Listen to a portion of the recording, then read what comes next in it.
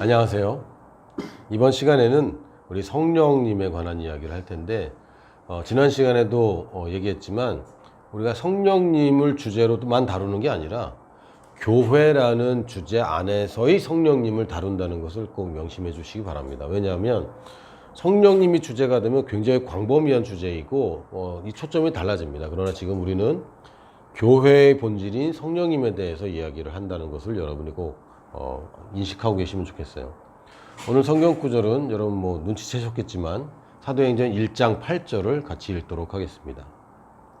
오직 성령이 너희에게 임하시면 너희가 권능을 받고 예루살렘과 온 유대와 사마리아와 땅끝까지 이르러 내 증인이 되리라 하시니라. 아멘. 물론 오늘은 사도행전 1장 8절 딱 한 구절만 읽었지만 사실은 우리가 오직 성령이라는 것에 오해가 좀 있습니다. 그러니까 사도행전 1장 8절만 읽으니까 오직 성령 이렇게 얘기를 많이 하는데요. 사실은 사도행전 1장부터 얘기 나오는 게 뭐냐면 예수님께 제자들이 다시 모였고 이스라엘 나라를 회복하는 것에 관한 이야기를 나눕니다. 그래서 6절에 사도행전 1장 6절에 제자들이 예수님께 물어봐요. 이스라엘 나라를 회복하시면 이때니까. 예수님이 말씀하십니다. 이르시되 때와 시기는 아버지께서 자기의 권한에 두셨으니 너희가 알 바 아니요. 오직 그러니까 너희 알 바 아니야. 때와 시기를 알 바가 아니라 너희는 단지 성령님이 임하시면 증인이 되리라. 여기만 알면 된다라고 말씀하신 거예요. 그래서 오직이 이 수식하는 단어는 오직 성령이 아니라 오직 증인입니다. 성령이 임하시면 오직 증인되는 거. 여기만 알면 되는 거야. 때와 기한은 네가 알 바가 아니다. 그래서 이제 오직이라는 단어를 썼는데 조금 아쉬워요. 이거를 그냥 말만 단지라고만 얘기하거나 다른 건 몰라도 라고 표현하거나 이렇게 했으면은 사실은 좀 더 오해가 없을 텐데 사도행전 1장 8절만 하니까 오직 성령 해서 어떤 분들은 막 그냥 오직 성령이라고 다른 것보다 오직 성령이라고 얘기하시는데 아닙니다. 오직 증인입니다. 그래서 교회에 성령님이 역사하시는 것은 사실은 증인의 삶입니다. 실제로 성령님께서 처음으로 오셨을 때 오순절날 마가다락방에 120명에게 성령님이 처음으로 임하셨을 때 성령님이 가장 먼저 하신 역사가 뭐냐면 복음을 전하는 거였습니다. 누구에게? 이방에서 온 사람들에게. 그러니까 성령님의 사역은 아주 단순합니다. 뭐냐면요. 선교입니다. 선교하기 위한 여러 가지 일들이 굉장히 많이 있고 선교를 위해서 뒷받침되는 아주 당연한 일이 있지만 결국은 최종적인 종착역은 선교입니다. 그리고 예루살렘 교회가 선교지에서 온 유대인들에게 복음이 증거됐고 언제? 성령이 모셨을 때. 안디옥 교회가 선교를 시작했고 헬라인에게 복음을 전파했고 빌립보 교회가 선교사를 끝까지 후원했습니다. 성령님이 이 땅에 오셨을 때 처음 하신 일이 복음을 전하는 일이었고요. 성령 충만의 목적은 내 문제 해결이 아니라 또는 치유 자체가 아니라 복음 증거이고 결국은 선교까지 가야 되는 것입니다. 물론 성령님이 오셨을 때 성령님의 은사 중에 치유가 있고 성령님의 은사 중에 예언이 있고 방언이 있고 각종 방언 말함이 있고 여러 가지 다양한 성령님의 역사들이 있습니다. 그러나 본질은 뭐냐면 증인되는 것입니다. 그러니까 내 문제 해결만이 아니라 지난 시간에 얘기했지만 여기서 끝이 아니라 이것까지 포함한 증인되는 것까지 가는 것이 성령님의 역사입니다. 그러니까 성령님이 내 문제를 해결했다. 끝 아닙니다. 내 문제 해결을 통한 증거까지 증인되는 삶까지가 사실은 성령님의 목표입니다. 근데 많은 사람들이 목표가 자기 문제 해결이죠. 성령이 모셔서 내가 뭔가 좀 더 대단한 일을 하는 것, 내 문제를 해결하는 것, 내가 성공하도록 인도받는 것, 내가 이 문제에서 빠져나오는 것. 그러나 성령님은 거기까지에 제한되지 않으시고 그걸 통한 증거되는 것까지가 성령님의 사역입니다. 그래서 내가 자꾸 성령님을 제안하는데 성령님을 이런 거는 못 하실 거야, 이런 것까지 성령님 하시겠어라고 제안할 수도 있고, 또 다른 제안은 뭐냐면 내 문제 해결로 끝나는 걸 하는 거예요. 아닙니다. 물론 치유의 목적은 내가 건강해지는 거예요. 그러나 성령님이 치유를 주신 목적은 그냥 한 사람 그냥 건강해지는 것뿐만 아니라 그걸 통해 더 많은 사람들이 성령님을 알게 되는, 증거되는 삶입니다. 내가 부유하게 사는 건 좋은 겁니다. 하나님이 그걸 원하십니다. 그러나 거기에 멈추지 않고 내 부유함을 통해 다른 사람들이 더 부유해지고 다른 사람의 필요가 채워지는 것까지, 그리고 부유케 하시는 하나님을 이 사람들이 만나게 하는 것까지가 성령님이 원하시는 거예요. 교회의 본질을 성령님이라고 할 때 성령님이 역사하지 않는 교회는 사실 교회라고 할 수 없습니다. 왜냐하면 교회의 머리는 예수님이시고 예수의 영이시 성령님이 주인이 되지 않는 몸은 사실은 이건 몽유병 환자 같은 것이고 어쩌면 식물인간입니다. 살아있냐? 살아있어요. 그러나 머리가 원하는 걸 하지 않는 거죠. 여러분 지금 자기 몸을 살펴보세요. 내가 원하지 않는 일을 하는 몸이 존재할 수 있습니까? 그 문제가 있는 겁니다. 심각한 문제가. 이건 치료받아야 되고 어쩌면 수술해야 되고 어쩌면 이식해야 될지도 몰라요. 심각한 문제입니다. 내 몸이 내 마음대로 안 돼. 이건 심각한 문제예요.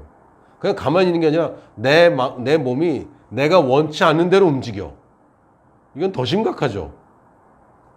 성령님이 역사하지 않는 교회라는 건 생명력이 없을 뿐만 아니라 사실은 이것은 사회악이 될 수도 있어요. 성령님이 주인되지 않는 교회는 사회에 별 필요 없는 존재일 뿐만 아니라 재앙이 될 수 있습니다. 실제로 교회사에 재앙이 된 교회들이 많이 있잖아요. 면죄부를 팔았고 십자군 전쟁을 일으켰습니다. 누가? 교회가.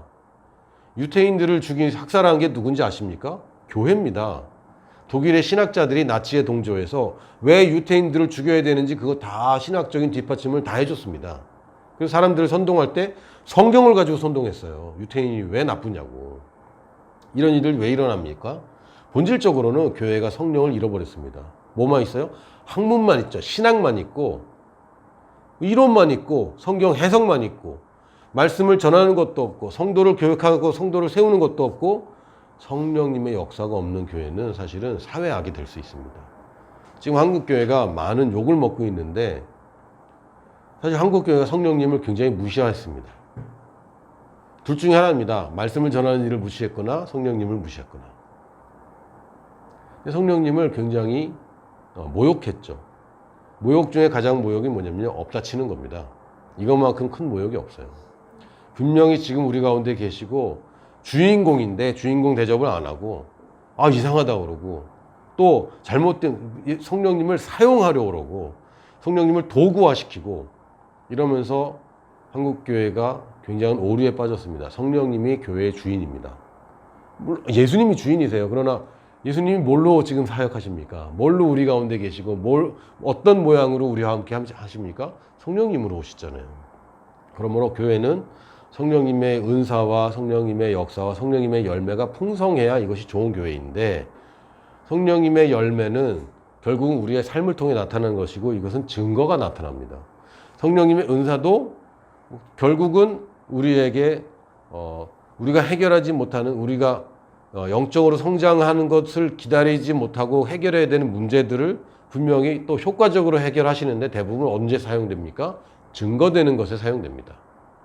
다시 얘기하면요. 여러분 혹시 게임 좋아하실지 모르겠는데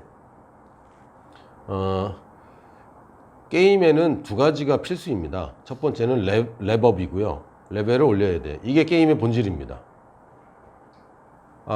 그 스테이지로 올라가는 것, 보스를 죽여가는 것, 이게 게임의 본질이 아닙니다. 레벨을 올리는 게 게임의 본질입니다. 그게 키거든요.